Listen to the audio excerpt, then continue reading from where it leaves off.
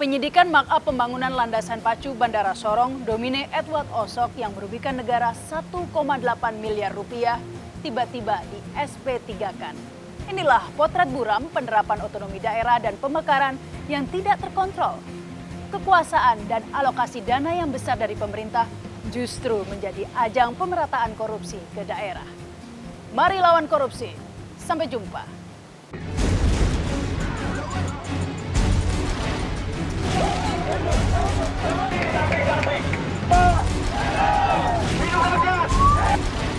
Begini Mbak ya.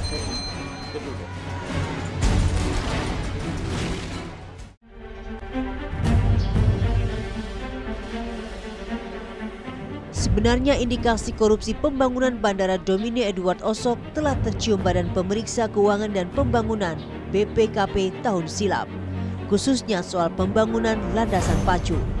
Dalam laporan BPKP, terjadi penggelembungan anggaran serta penggunaan material yang tidak sesuai. Atas tindakan ini, negara dirugikan hingga 1,8 miliar rupiah.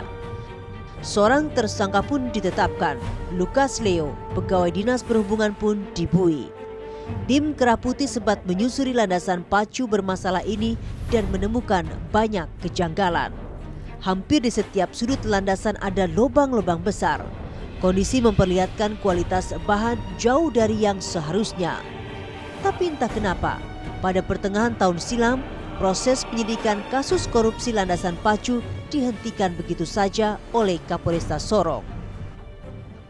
Sontak surat SP3 Kapolresta Sorong menuai kritikan, apalagi dalam surat tersebut sama sekali tidak dibuat tembusan ke pihak-pihak terkait. Kasus SP3 Bandara Deo, kenapa tiba-tiba bisa dikeluarkan tanpa alasan yang jelas? Kemudian berapa kasus korupsi yang coba tangani oleh kejaksaan itu berakhirnya itu para terdakwanya bebas begitu. Tapi kepolisian punya alasan sendiri dalam penerbitan SP3.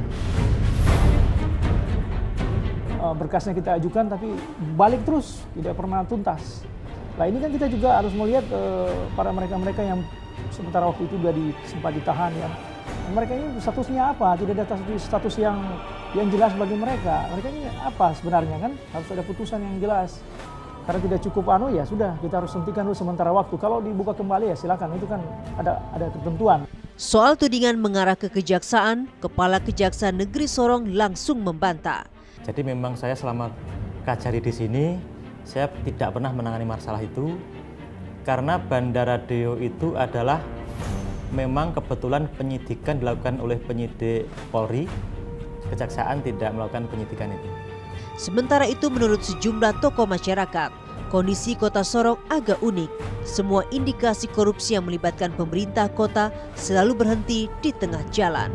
Beberapa institusi yang berhubungan langsung dengan hukum ini juga sangat lemah karena di daerah ini kedekatan antara kepala daerah dengan institusi bagian penegak hukum ini kelihatan begitu dekat.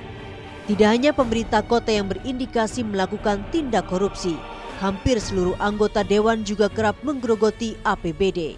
Dan untuk yang satu ini, negara dirugikan hingga 13 miliar rupiah. BPK beranggapan bahwa mereka telah melakukan pemborosan.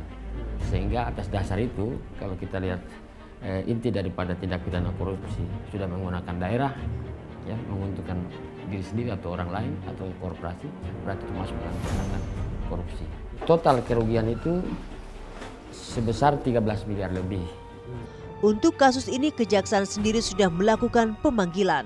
Yang masalah Ikadin lapor anggota Dewan 25 itu baru saja, kira-kira baru 2 minggu, sekarang masih tahap full data full bucket, belum masuk ke penyidikan Pak. Kita sudah mulai memeriksa, namun ada kendala, kebetulan belum datang yang kita undang. Kerah Putih sempat meminta konfirmasi kepada sejumlah anggota dewan, tapi semuanya tutup mulut. Begitupun dengan Ketua DPRD Sorong, Yahya Salosa. Ketika disambangi di kediamannya, Yahya pun menghilang. Oh, udah pulang ke itu ya? Sampai kapan? Tahun baru. Tahun baru? Iya. Sama keluarga? Otonomi yang kebablasan serta minimnya pengawasan adalah pangkal lahirnya korupsi di Sorong. Di mana ada kekuasaan membesar dan alokasi uang besar ditempatkan di situ tanpa diimbangi dengan sistem manajemen yang saya katakan tadi, transparan, akuntabel, profesional dan efisien, di situ akan terjadi korupsi. Potret Sorong adalah potret buram penerapan otonomi daerah dan pemekaran yang tak terkontrol. Kekuasaan dan alokasi dana yang besar menerbitkan liur aparat untuk korupsi. Menilap duit negara buat kepentingan pribadi.